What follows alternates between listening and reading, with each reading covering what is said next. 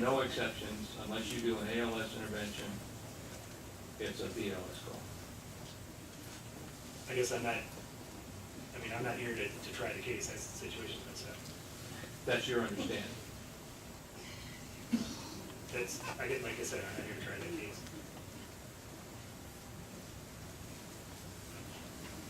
I'm not asking you to try the case, I'm just asking you for your understanding. My understanding, Yes. if you deliver BLS care, it is a BLS call.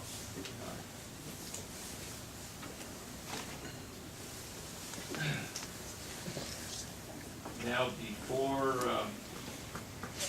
before you received your disability, you began missing some work, is that correct?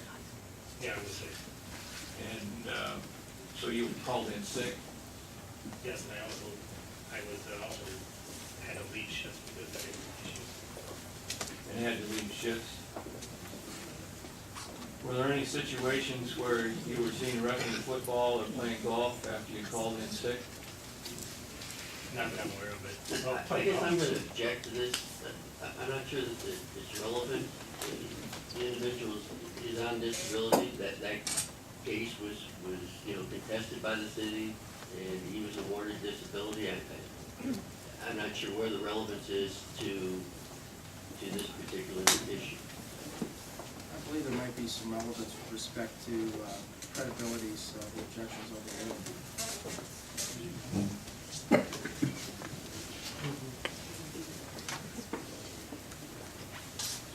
The question was, were you observed wrestling football or playing golf after you called in sick? I don't know about wrestling football. I know I wasn't there playing golf. And I had not called in sick. I was out on the city. I went to see the city's doctor, and he told me not to return to work for a week. And at that time, I was playing golf.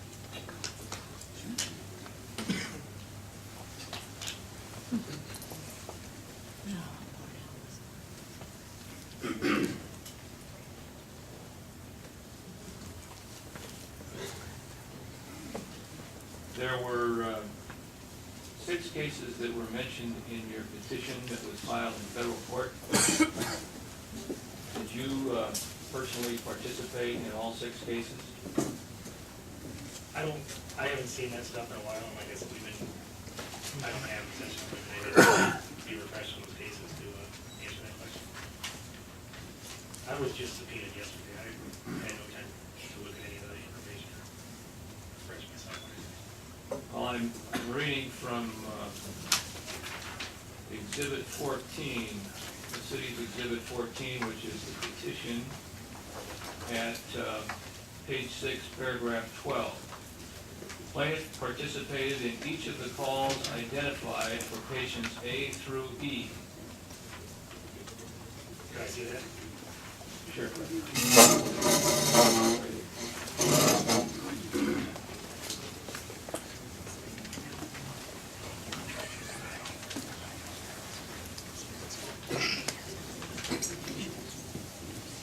What page are you on in Exhibit 14? Page 6, paragraph 12.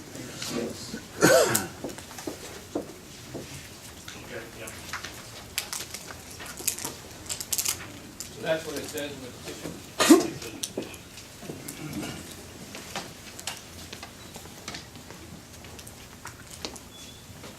Is the petition correct?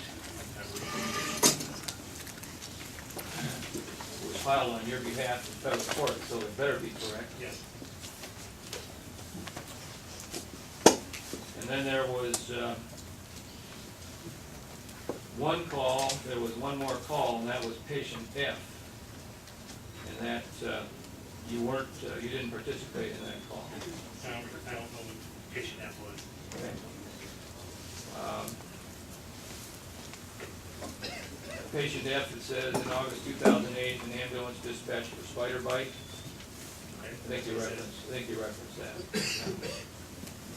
And the petition says that you were not participating in that, in that call, right? Okay. Okay. How did you participate in the other calls? Were you actually on the run? I'm sorry, what do you mean? Calls A through E that the petition says that you participated in?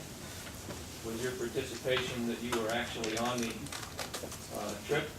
I would assume so, since, That's what participation would mean, I gather. yes.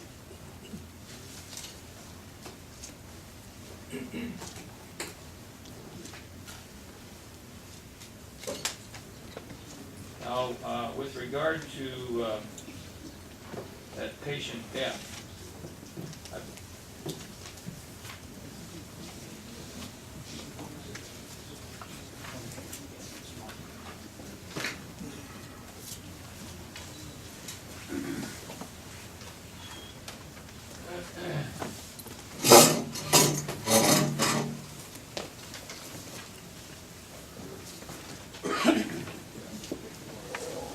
I'm going to show you Exhibit R-28.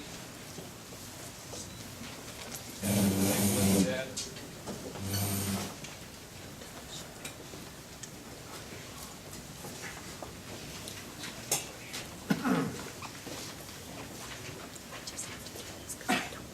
Okay. Does that look like the spider bite call? It's on the same date.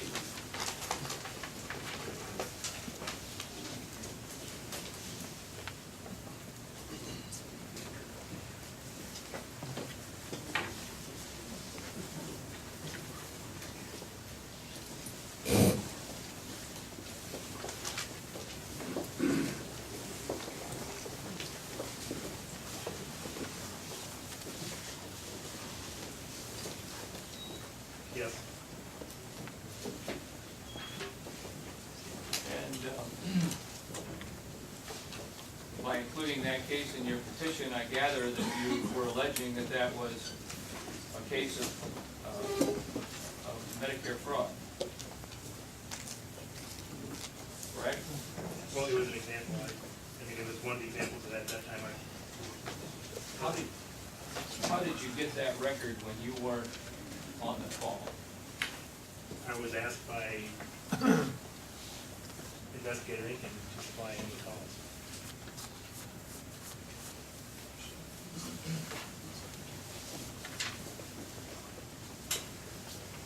And so how did you get that information? I'm not exactly sure how I got this one, but both of them came off the computer system. Did you have a password to access the computer? My own, yes. And could you access other people's reports? Whatever I have here, I access myself. But you could access reports that were filed by other paramedics using your password and accessing the computer? You could access call reports, yeah. Is that what you did to get that information? Yes. Now, I believe you testified earlier that Medicare does not pay for cases where people are not transported. That's true, isn't it? That's true. Would you look at that report and see if the patient was transported? Okay, so you know, this patient was a refusal. So despite the fact that that was included in your complaint to federal court as a Medicare fraud case, the patient wasn't even transported. Well, obviously this one would have been thrown out that it's not a Medicare fraud case. That's right, it was not. Because there was not even a bill sent to Medicare on that case. Okay, again, I don't believe we're trying that case here.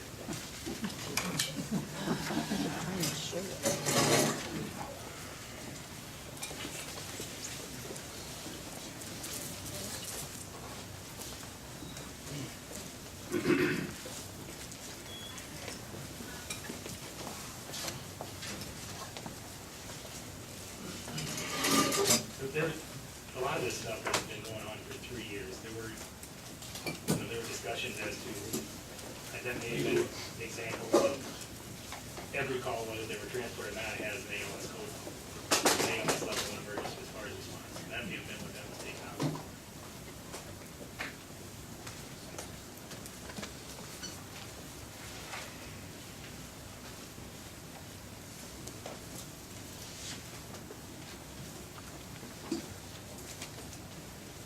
You never had a discussion with Mark Regenweather about your complaints. You testified to that. I never talked directly with Mark. And Mark didn't tell you that you should always code calls as ALS. Not working out.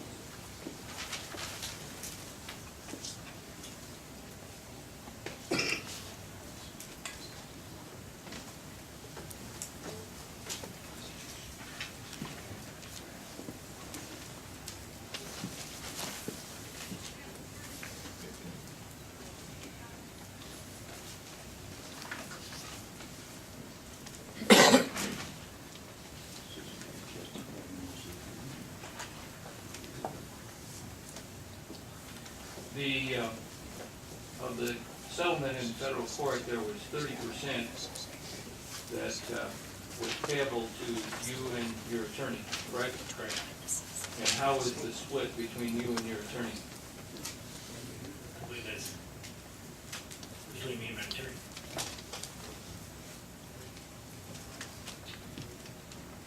Are you refusing to answer that question? Yes, I am. Again, I'm not sure the relevance of the settlement or what the receipt was. I think it goes to motive for testifying and providing information, credibility of the witness.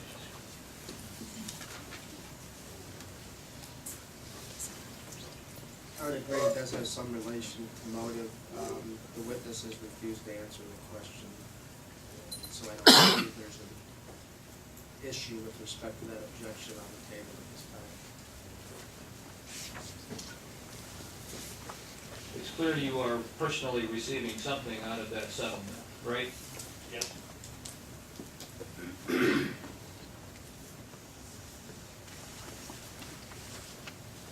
So for less than 2 years of work on the fire department, you came away with a disability pension and a percentage of, I calculate 30% of the settlement at about $135,000 a year for 10 years. I do receive a pension at this time, yeah.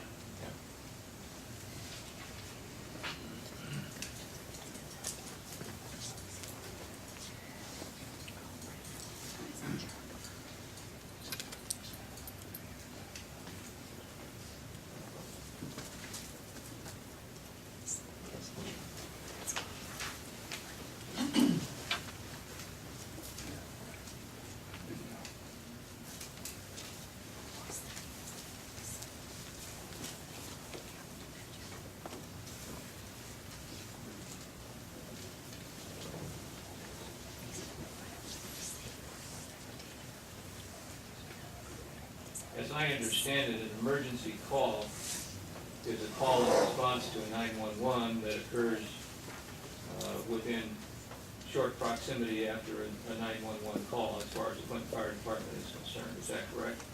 Emergency response, yes. Yes. So virtually all the calls from the Clinton Fire Department are emergency response calls, Yes.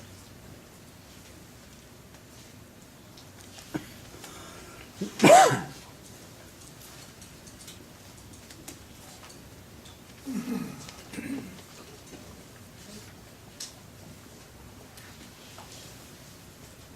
The billing was actually performed. I believe it's for- through City Hall. Okay, I'm sorry, I didn't mean to interrupt you. Do you know where the billing was actually performed for ambulance calls by the Clinton Fire Department? I believe it was through City Hall.